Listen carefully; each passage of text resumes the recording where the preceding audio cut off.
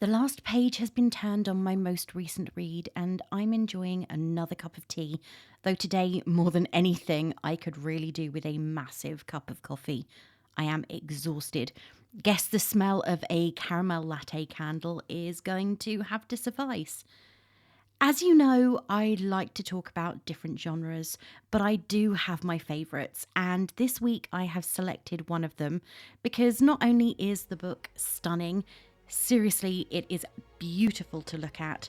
It's one that has been in my head to talk about since I first read the E-Arc last year, and I have been recommending it everywhere ever since. Being completely honest, there was another book that I considered talking about that has a very similar theme. However, I hit a mini slump at the beginning of last week and found this, the book I was reading, ended up being one that I had to put back on the shelf to finish at a later date. I absolutely hate when that happens, to be honest, but it couldn't be avoided, so I went back to my tried and true method of reading something by an old favourite and managed to get my reading back on track, though it's still been a little bit slow going because I was waiting for my B12 injection, and that always has me feeling absolutely shattered. If you follow me on any of my socials, you will probably have seen either a video or a photo or just read a post where I am telling everyone to pick up a copy of the book for this week. So my views will really come as no surprise. It was yet another book I was able to read in a single sitting. In fact, once I picked it up, I didn't put it down, not even to go and make myself a cup of tea. I really love books like that. Seriously, if you don't love books like that, then yeah. So here I am, no spoilers, opinion filled as ever, and ready to roll. All of which means it's time for the latest episode of Being Bookish. Join me today as I take you on a journey through the traumatic life of a Greek queen in the debut from Costanza Casati, Clytemnestra. Really, was it any surprise? I'm your host Ray, self-confessed bookworm, introvert, hermit, long-term depression sufferer and ex-coffee addict. Join me on my journey through my ever-growing to-be-read pile and enjoy the latest of my 100% spoiler-free book reviews.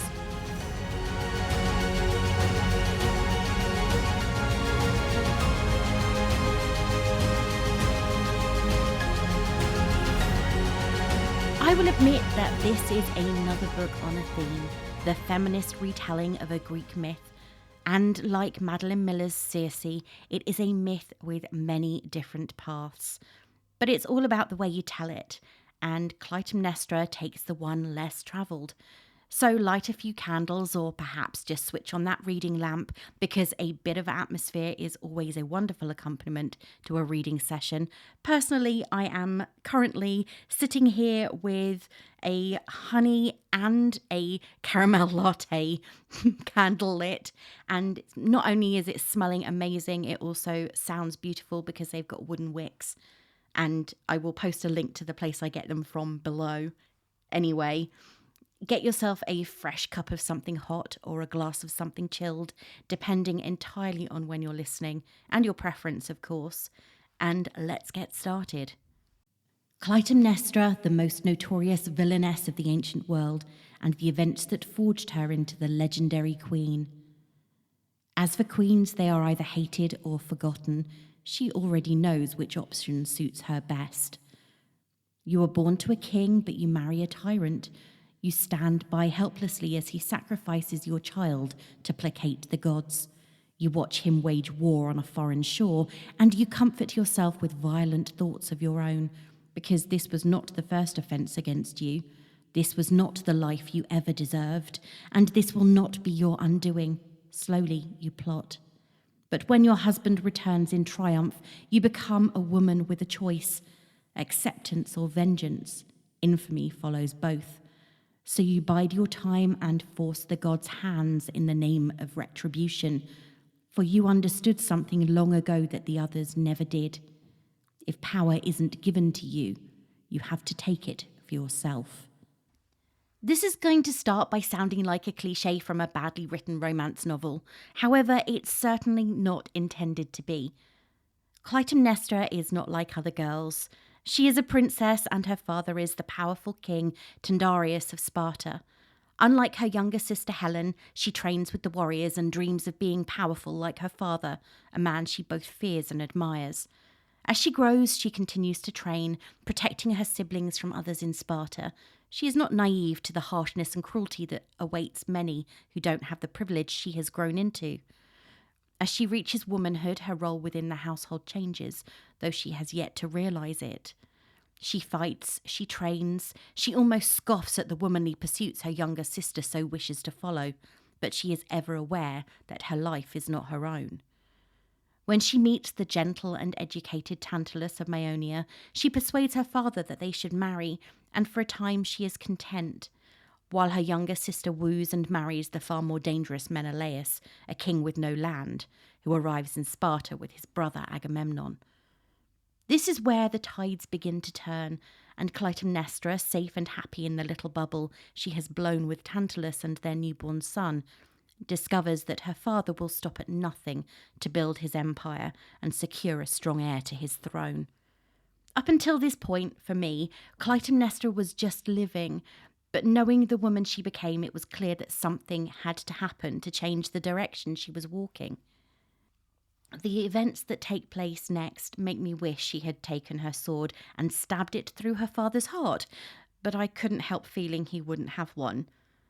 Agamemnon had long since decided that he wanted Clytemnestra, just as his brother wanted Helen, and seeing she was happily married and a mother to a newborn, couldn't have that. Git. So, conspiring with Tyndareus and other members of the palace household, he slaughters her newborn son and her husband, then forcibly weds Clytemnestra with her father's blessing and takes her back to his home in Mycenae.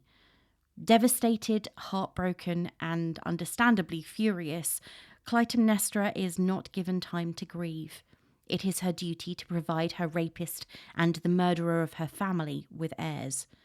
But you can already see the wheels turning. She has been forced into this situation, this life, by her father's greed and by the man who thinks nothing of taking because he wants. As with all Greek mythology, there is a complex story behind the story, and Agamemnon's family history is no less complicated. His family is cursed to suffer repeated tragedy, but reading between the lines, it is less to do with curses than it is the fact that every member of his family is murderous and evil, and he is no different.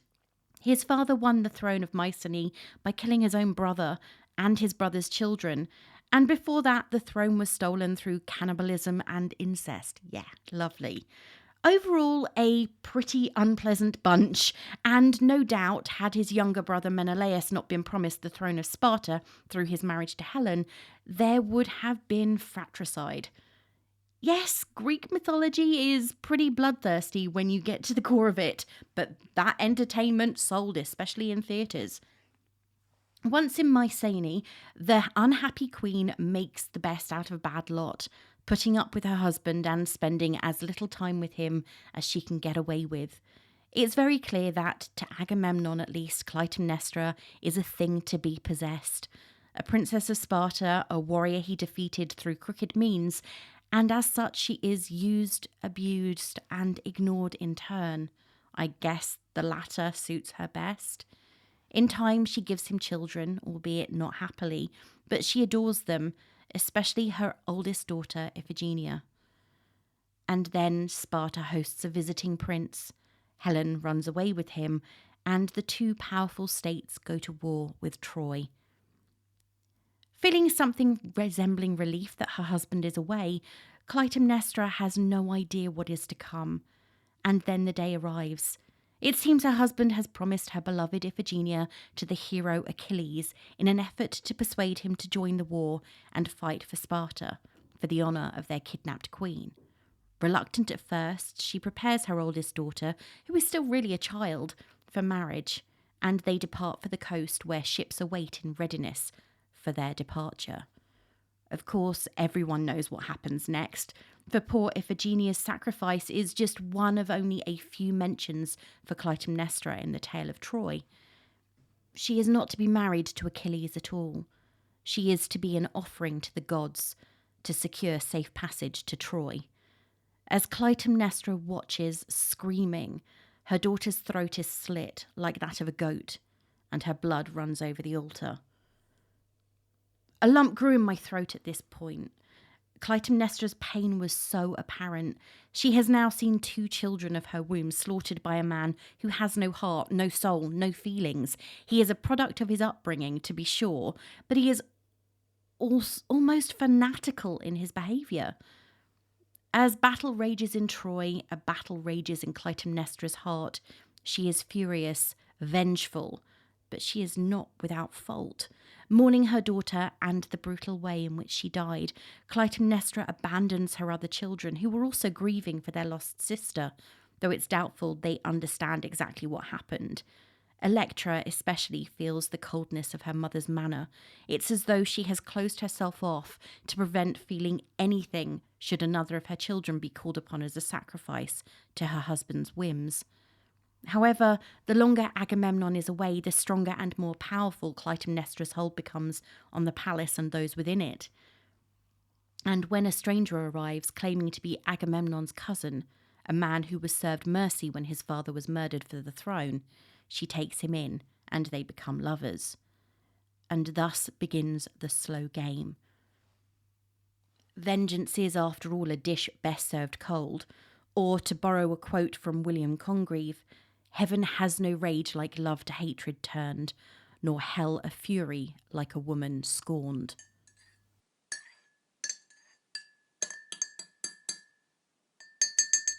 I think that this is the 4th new release I've covered this year, beating out the previous year by a solid mile or more. However, when I started thinking about this week, both of the choices I looked at were similar in that they were both about women in Greek mythology. However, that's where the similarities ended. It's been interesting looking at what other people thought about this book, because when you read the reviews others have left, you can see truly how subjective reading opinions are. As you know, I like to provide a balanced perspective always when it comes to the books I look at, and while my opinion will be what it is, taking a look at reviews from both ends of the spectrum can help. So before I give you my review, what did others think of Clytemnestra by Costanza Casati? Liz gave the book 2 stars, though says it could have been more if she'd been able to listen to the audiobook instead. I did give it 2.5 stars, but that isn't a badly written book. It is just that I really couldn't get into it. It might have been different if I had the audiobook to go along with my reading. I'm dyslexic and I had a hard time with all the Greek names.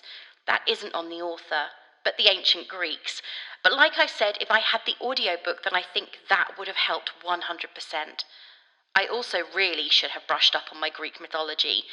I really didn't remember much about Clytemnestra going into the story, and I wonder if that had an impact on my enjoyment. I wish I saw more feminist perspectives, but I didn't. I know Clytemnestra was supposed to be a strong character, and we did get some of that, and I understand why she did what she did. I would have done the same.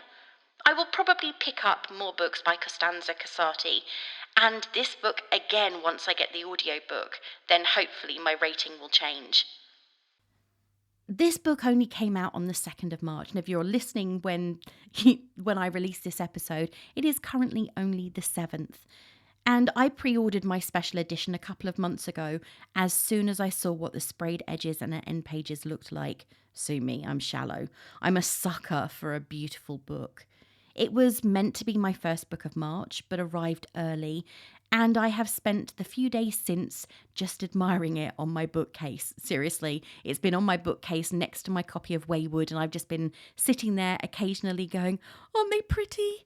Yeah, I'm that person. Luckily, though it is a very new release, there are a few hundred reviews available on Goodreads with various ratings, and these are thanks to preview copies and e-arcs having been sent out. I am happy to be able to say that I read an e-arc, and it is this which made me want to buy my own copy once the book was released. Overall, the reception has been pretty positive, with 84% of the reviews being 4 or 5 stars. However, the very small number of negative reviews all seem to highlight the same areas of concern, as they always do, funnily enough, namely the less salubrious characteristics of Clytemnestra that make her unlikable as a lead protagonist, and the slow pacing that they felt took away from the story. Of course, as I have said in many of my reviews, opinions when it comes to books are incredibly subjective. So if you do read a review written by someone who didn't like a particular book or an element of it, then it doesn't automatically mean that you are going to feel the same way. You need to read for yourself and get your own opinions if that's how you feel. Though there are enough reviews to get a good idea of people's opinions of the book, there are still only 425 ratings and 286 reviews available on Goodreads, and the book has an overall score at present of 4.37 out of 5, which is pretty good for a new release. Of course, if I wanted to get a larger collection of reviews to look through, I could have waited a few months. But as soon as the idea was in my head to talk about Clytemnestra, I knew that my brain would ignore my desire to look at any other book until it was done. Yay for mood reading, right? Kim Lockhart clearly loved this book and gave it 5 stars, saying, "Did I just tag this as one of my best books of 2023? Why, yes, I did. This is the most illuminating account of the lead up to the Trojan War that I have ever read, and I read just about everything having to do with Greek mythology. The author, Costanza Casati, brings her incredible knowledge of the ancient Greeks and of ancient Greek literature and greatly expands the narrative we think we already know. Not only is her storytelling smooth and seamless, but also rich in every detail. As the title suggests, this is the Greek tragedy told from the perspective of the Spartan women. Most novels which cover this subject begin with a narrow focus and expand to the exploits of the famous warriors. However, this author chooses to begin with an expansive examination of the family history, the cultural and religious practices of the time, topographical references, and even the elements of typical modes of dress and of feasts.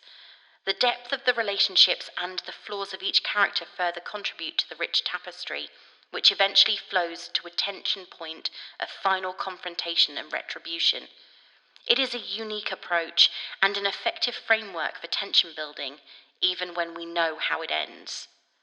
If you're a fan of Circe, The Song of Achilles, Ariadne, A Thousand Ships, or Electra, I can just about guarantee that you will connect with this book too. It's really hard to believe that this is a debut novel. There's a lot to unpack when reading other people's reviews, and their ratings depend incredibly on multiple factors, including how they read the book, physical copy, audio, ebook, and the type of reader they are.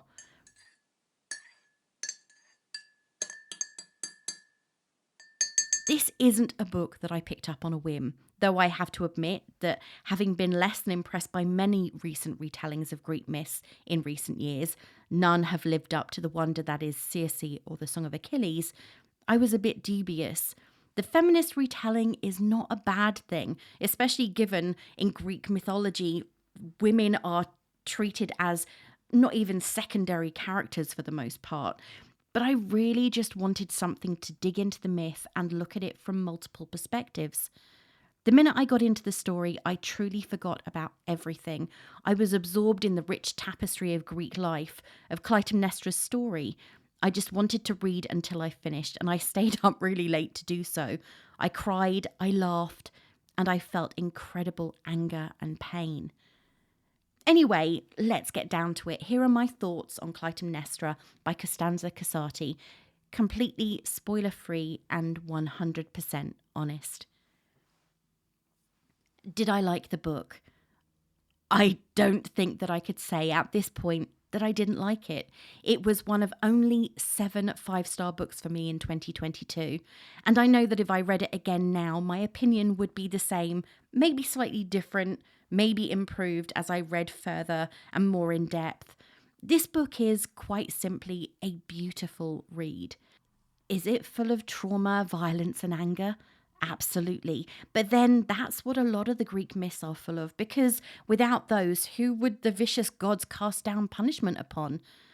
Everyone knows the story of Troy, that Helen was taken from her husband Menelaus by the charming young prince Paris of Troy, and that her face was one that launched 1,000 ships. That many died and Troy was defeated. Helen returned to her husband, and the Greeks rejoiced as the Trojan royal family was decimated. We all also know of Odysseus and his travels, that he encountered Circe on his 10-year journey from the war to his waiting wife.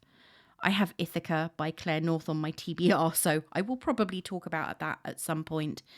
And then, of course, there is the Greek hero Achilles, who fights because he has to, but also for vengeance for the loss of his true love, though his true love changes depending on the material you read. Clytemnestra is but a footnote in her sister's story. She is Helen's older sister, married to the ruthless king Agamemnon, who it occasionally feels is fighting his brother's battles for him. She is the mother to the child sacrificed for the gods when the wind doesn't rise to help the ships sail from Greek shores. And she is the woman who heartlessly kills her husband upon his return from war. If you read other source material, you will see that she is mentioned more than you would think, but you have to look for her, much as you have to look for many of the women who are but a side note in the stories told of heroes and kings. Casati's Clytemnestra has been beaten down by so many events: the death of her firstborn, the murder of her first husband, repeated brutal attacks by her second husband, and the betrayal she feels at the hands of a father she believed loved her. She has every right to feel angry, to seek vengeance, but she is patient. And that is what I loved about this book, that she didn't immediately scratch out the eyes of those who did her wrong, but she waited. She was regal and she was calculating. Casati's Clytemnestra is a warrior. In another review I read, someone actually said they got Diana Prince vibes from her at the beginning, from the start of the Wonder Woman film. And they're not wrong. I love the multifaceted characterization of someone who is usually so one-dimensional. But then, for so many reasons, the only women who have any form of character in original mythology are the ones who have seen godly favour or are gods themselves. I guess that Clytemnestra is an example of this, as is Medusa, whose portrayal in The Shadow of Perseus by Claire Hayward made me both sad and frustrated at the same time. Clytemnestra tells the story of a queen before she became one, the girl she was, the woman she grew to be, and the queen her husband made her. But more than that, it makes her a person, someone who has more than just one side to her. She is far more than the woman who killed her husband in a jealous rage. I would say that this is a spoiler, but any time you look up the myth of Clytemnestra, the act of murdering Agamemnon is the key point in her story. With this book, the stories you have to search deeper for are woven together to make a rich tapestry, building up her story and making her more than just a murderess. The book makes her everything promised on the cover: mother, monarch, murderer, magnificent. Will I read more by Costanza Casati? I have to be honest, rarely at this point do I say, no, I'll never read another book by this author.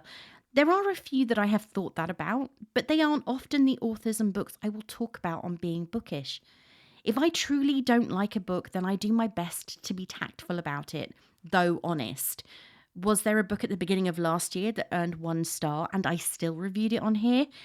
Yes, but I have been very careful since then, because reading and opinions about books are an incredibly personal thing, and my opinion is just one of many. You don't have to take any notice of it. The book I didn't like is one that many have loved, so much that the sequel went on to sell incredibly well, and the first book is now being made into a film. Granted, I won't go out of my way to watch, but again, personal opinion. Anyway, back to talking about Clytemnestra, because that's what you were here for. Will I pick up another book by Costanza Casati? Absolutely. I love books about the more obscure and ignored characters in Greek myth, and mythology in general. I am not choosy. Greek, Roman, Egyptian, South African, South American, you name it, I'll read it. So whatever her next book is, I'll be keeping an eye out and waiting for it. If you're looking for something like this, or you loved this and want something else, then you'll love these. There are so many to choose from, but as I have already mentioned them, I have to say that Circe and the Song of Achilles by Madeline Miller are amazing.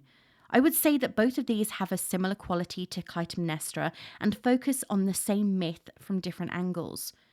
If you want to read the story of Clytemnestra from a different perspective, then perhaps Electra by Jennifer Saint is one to take a look at.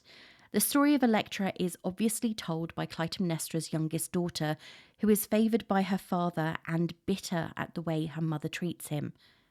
As I am being completely honest, it's not my favourite retelling, but then I have always found Electra as a character to be somewhat annoying, and strangely, that view doesn't change in Clytemnestra either. Helen of Troy is a huge book by Margaret George, telling the story of Helen from birth to Troy and beyond. It is a beautifully told love story through the eyes of a woman who is blinded by love to destroy a kingdom. There are many books that focus on the Trojan War from multiple perspectives, but if you would prefer to take a look at other parts of Greek mythology, other gods and heroes, then here's a little list. It grows every single year as more people are turning to the rich stories originally recorded by Homer and Ovid. Ariadne by Jennifer Saint, Stone Blind by Natalie Haynes, Athena's Child by Hannah Lynn, Medusa by Jessie Burton, or The Shadow of Perseus by Claire Haywood. This list is definitely not all of it.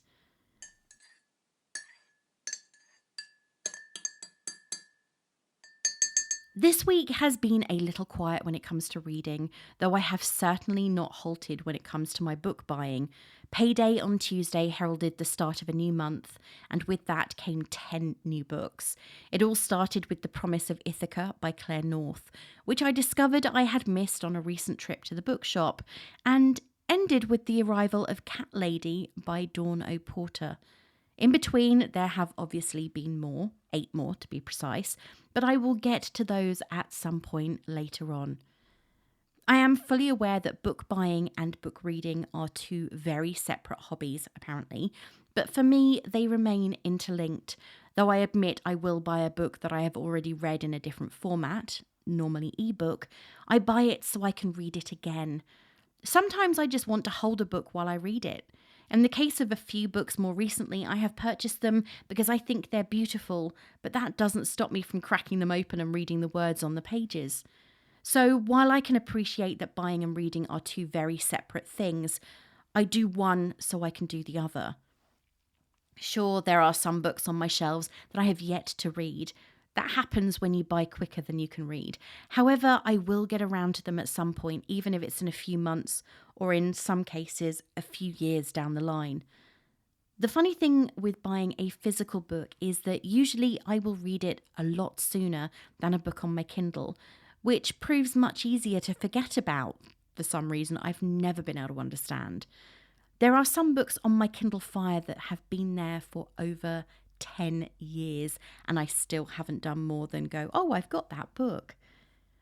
February ended with 20 books removed from my TBR, including new and old books. However, I also invested in 27 new books, so it sort of balanced out.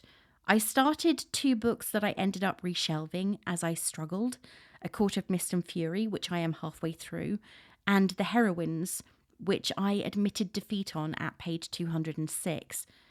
I say reshelved because I am not unhauling them or giving up on them completely. I just need to temporarily leave them where they are so I can read something else. I don't often half finish a book, to be honest. The last time it happened was with The Atlas 6 last year by Olivia Blake. However, when it happens, I know I have 2 choices. Push on and read myself into a huge slump, or put it away for a later date, coming back to it with a fresh perspective, which benefits both the book and my reading pattern. All of this continued book acquisition doesn't mean I am closing my eyes to recommendations, and I am still looking out for books to add to my wish list and my physical shelf. So if there is anything on your TBR you think I'd love, I am not averse to getting more books, so definitely pass those titles on to me. You can send me an email at notbeforecoffeepodcast@gmail.com or DM me on Twitter or Instagram, and I will be sure to check it out. Don't forget, if you want to hear about new releases and other books I've read and keep up with my reviews, which I need to get better at writing, you can sign up for my newsletter on my website, beingbookish.co.uk, and I promise there will be a newsletter soon. I just need to finish writing it. If you haven't seen it yet, I now have TikTok. I've had it for about a month and a half, to be honest. I've been adding a few unpacking videos as new books arrive. There are a couple of book hauls up there and even some mini reviews, me talking about a book I've just finished for less than 90 seconds. You can find me there at Being Bookish Reviews. Well, that's it for this week. Thank you for listening. If you like what you hear, why not share it with your friends and family? And please post a star rating on Apple Podcasts, Spotify, or any of the other podcatchers where you listen. You can follow me on Twitter at being_bookish and on Instagram at beingbookishpod. Or you can check out my website, beingbookish.co.uk. Well, I've got a lot to get ready for next week, and a new book is calling me. What's new? So until next time, this is me saying farewell.